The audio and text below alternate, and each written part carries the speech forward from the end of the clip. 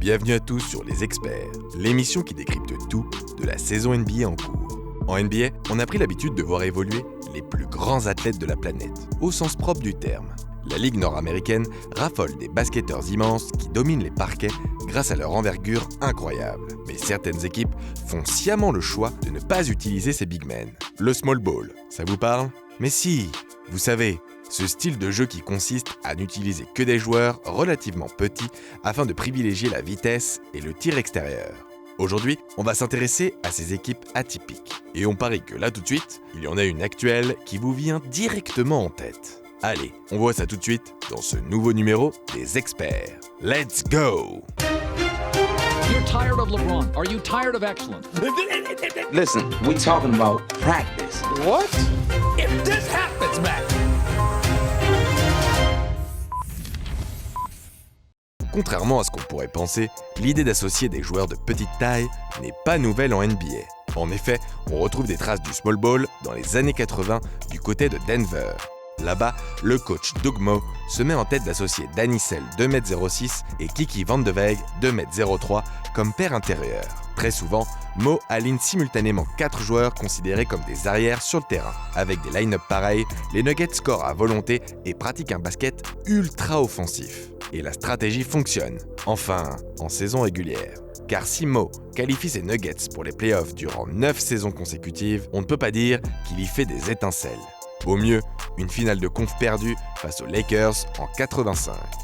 Mais le principal est ailleurs, et son coaching innovant fait rapidement des émules en NBA. L'un de ceux qui s'en inspirent est l'un des précurseurs les plus connus du small ball, Don Nelson.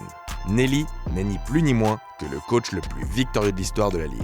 Les crosseurs les plus anciens se souviennent de ces Warriors version Run TMC. Avec Tim Hardaway, Mitch Richmond et Chris Mullin, le plus souvent accompagnés de Rod Higgins et de joueurs hybrides comme Sarunas Smartchulonis sur le terrain, Nelly propose un 5 ultra rapide, où personne n'a de poste précis et tout le monde peut manier la balle, qui force l'adversaire à disputer un sprint de 48 minutes. En n'ayant aucun joueur de plus de 2m06 sur le terrain, Nelson se permet donc de jouer sans véritable pivot à une époque pourtant considérée comme l'âge d'or des big men dominants. Nelson se retrouve ensuite à Dallas, où ses Mavericks perpétuent ce qui est désormais appelé le Nelly Ball. Et lors de son second passage à la tête des Warriors version We Believe avec Baron Davis, Nelson ne renie pas ses principes et continue d'aligner des 5 qui misent bien plus sur la vitesse que sur la taille. À chaque fois, ces équipes scorent énormément et rencontrent un certain succès en saison régulière avant de se heurter, littéralement, au mur de la réalité des playoffs NBA où le physique et la puissance des équipes adverses finit par les soumettre. Mais une équipe contemporaine des Warriors de Baron Davis va encore plus loin et révolutionne la NBA. Grâce au retour de Steve Nash au Bercail en 2004, Mike D'Antoni installe sa fameuse attaque 7 seconds or less chez les Suns et prend la ligue d'assaut. En remportant près de 60 victoires en moyenne durant 4 saisons consécutives, D'Antoni frappe un grand coup et les autres équipes se mettent à le prendre très au sérieux. Car le run and gun proposé par les joueurs de l'Arizona est presque inarrêtable en saison régulière. Pourtant, la base de l'attaque de ces Suns semble plutôt simple. Amar'e Stoudemire, un pivot, d'accord, mais pas le plus grand de la ligue, à 2m08, joue un pick and roll haut avec Steve Nash. 3 arrières ailiers interchangeables sont écartés, prêts à dégainer à 3 points dès que la balle leur arrive dans les mains. Nash, véritable magicien, joue à chaque fois un 5 contre 4 suite à l'écran où il peut lui-même pénétrer, s'arrêter net et shooter. Servir Amar'e qui roule vers le panier ou servir ses snipers qui dégainent immédiatement. La clé, c'est la prise de décision instantanée et le fait de ne même pas poser le système. Tout cela se fait en mouvement, à très grande vitesse, en moins de 7 secondes idéalement. Petit à petit, les analytics s'imposent en NBA et ces line-up mobiles et de petite taille sont identifiés comme faisant partie des plus efficaces. Récemment, c'est Steve Kerr, qui était aux premières loges en tant que consultant puis GM des Suns de D'Antoni, qu'on peut créditer pour avoir fait avancer la cause du small ball. Grâce au fameux 5 de la mort, ces Warriors atteignent 5 finales consécutives et remportent 3 titres, avec Green en poste 5 sous-dimensionné mais au QI basket lui permettant de compenser. Kerr aligne Harrison Barnes, avantageusement remplacé par Kevin Durant en 2016, André Iguodala, Klay Thompson et Steph Curry pour venir à bout des Cavs de LeBron. Comme souvent dans le sport, la théorie c'est bien, mais tout part des aptitudes individuelles des joueurs du roster. la réalité du terrain est impitoyable. Alors que les postes et les responsabilités de chacun étaient très strictement définis dans la NBA d'hier, on parle de positionless basketball pour désigner la philosophie de jeu dominante du basket moderne. Car les arrières et les ailiers capables de couvrir plusieurs positions sont désormais légion dans la ligue. Un bon joueur moderne doit être capable de manier la balle, de shooter à 3 points, de slasher tout en étant capable de switcher en défense et de tenir aussi bien les arrières adverses que les oppositions au poste face à des joueurs puissants. C'est cette polyvalence extrême qui a changé la face de la NBA en permettant aux coachs d'optimiser leurs équipes grâce au small ball. Et suite au succès des Warriors, à l'ère du small ball généralisé, c'est encore une fois Mike D'Antoni qui innove en instaurant l'ultra small ball à Houston.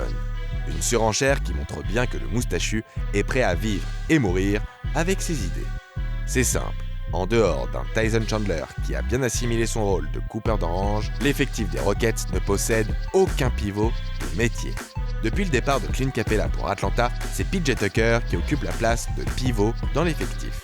Aux côtés du sneakerhead, le transfuge des Timberwolves, Robert Covington, complète une raquette qui ne dépasse pas les 2,05 m. Let's open up those easy laying points for Westbrook. Here is Westbrook. Free and rare. Le GM, Daryl Morey, a intégré 2 autres recrues à la mi-saison pour parfaire ce coup de poker. Jeff Green et Desmarais Carroll. Chacun apporte un skill set différent au poste 4. Le premier est là pour sa capacité à scorer, le second pour son aptitude à défendre sur plusieurs postes. En bonus, les nouveaux venus peuvent intégrer la rotation sans avoir à apprendre d'innombrables systèmes de jeu. Car à Houston, c'est simple. On laisse les 2 MVP porter la balle et créer des espaces. Le reste se résume à de la responsabilité individuelle et à de la lecture de jeu. Bref, les bases du basketball quoi. Pour Jeff Green, jouer à plusieurs postes ne pose aucun problème. On peut dire que toute ma carrière, j'ai été un joueur polyvalent qui peut jouer à plusieurs positions. Il s'agit d'être un joueur qui fait plein de choses sur le terrain. Je dois essayer d'apporter mes atouts à ce qu'ils ont déjà. Aujourd'hui, le mythe du 7-footer n'est plus à Houston. Dans une conférence Ouest qui affiche parmi les favoris quelques intérieurs de renom, Houston va à contre-courant. Bon, les Rockets font toujours partie des pires défenses NBA, et rien ne laisse penser que ça va changer. À l'heure où nous écrivons ces lignes, les Texans se placent à la 21e place des défenses NBA avec 114 points encaissés par match. Mais Mike D'Antoni n'en a cure. Son truc à lui, c'est l'attaque. Ce n'est un secret pour personne. Son équipe possède la 2e meilleure attaque de la ligue avec 118 points marqués par match. Au Toyota Center, le rythme ne se donne pas en défense, mais en attaque. Russell Westbrook et James Harden sont quasiment intenables en 1 contre 1. Russell joue vraiment bien en ce moment, et on souhaite qu'il continue comme ça. Ensuite, nous avons une équipe unique en son genre. Nos petits peuvent défendre sur des intérieurs. Pourquoi ne pas en profiter pour écarter le jeu au maximum, pour optimiser les qualités athlétiques de Russell et la capacité de James à aller au cercle? Analyse d'Antoni. Nul doute qu'en play-off, il faudra jouer dur et produire un effort collectif en défense, notamment au rebond, pour espérer mettre à mal les 2 franchises de LA qui semblent au-dessus du lot. Mais pour le moment, l'heure est au rodage pour l'outsider ultime de la conférence Ouest. Et de l'autre côté des États-Unis, une autre équipe semble copier le style du technicien à moustache. Mais pour bien d'autres raisons. En attendant KD, les Nets ont perdu leur leader Kyrie Irving et vont désormais faire avec les moyens du bord pour tenter un coup en play-off. Derrière le très bon Spencer Dinwiddie, l'équipe joue vite et shoot beaucoup. Malgré la présence de DeAndre Jordan et Jarrett Allen, Kenny Atkinson compte désormais sur ses petits pour terminer les matchs.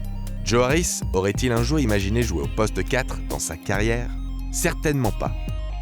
Aujourd'hui, je suis là à poser des écrans dans des actions importantes. Je n'aurais jamais imaginé devenir un gars qui pose des écrans, mais c'est comme ça. C'est comme si je faisais du pick and pop en permanence. Plus la saison avance, plus les équipes tentent tout ce qui est nécessaire pour gagner. Parfois, ça passe par des 5 de petite taille. Du coup, l'ancien vainqueur du concours à 3 points a déjà formé une raquette de taille ultra réduite, avec son compère de l'aile, Wilson Chandler. Ce qui est sûr, c'est que le small ball reste une stratégie risquée qui repose sur une exécution parfaite. Jouer petit nécessite une adresse extérieure très importante et un gros volume associé à une agressivité constante vers le cercle. Charles Barkley pense même que Houston ne pourra pas espérer grand-chose en post-season tant cette stratégie nécessite d'être irréprochable en termes d'exécution. Je ne crois pas beaucoup au small ball pour plusieurs raisons. Je pense que cette stratégie va les fatiguer. Déjà, ils doivent jouer parfaitement chaque soir pour que le small ball fonctionne. C'est le premier problème. Et je pense qu'ils vont finir par être épuisés. Westbrook et Harden vont devoir jouer à un très haut niveau pour que ça fonctionne. Ils ne peuvent pas s'appuyer sur un intérieur fort pour leur permettre de scorer aisément près du cercle. Pour l'instant, l'histoire lui donne raison. Parmi les apôtres du small ball, personne n'a réussi à le faire triompher quand ça compte vraiment. Enfin, personne sauf Kerr. Mais d'aucuns diront que son équipe était vraiment trop cheatée. Et parmi les simples mortels du basketball, que ce soit Doug Moe, Don Nelson ou Mike D'Antoni, tous ont vu leur pourcentage de victoires chuter brusquement entre la saison et les playoffs, de 54% à 39% pour Moe, de 56% à 46% pour Nelson et de 55% à 50% pour D'Antoni. Finalement, c'est bien ce dernier qui semble le mieux placé pour enfin faire triompher le small ball. Et vous en pensez quoi? Dites-nous tout en commentaire et en attendant, crossez bien. Subscribe.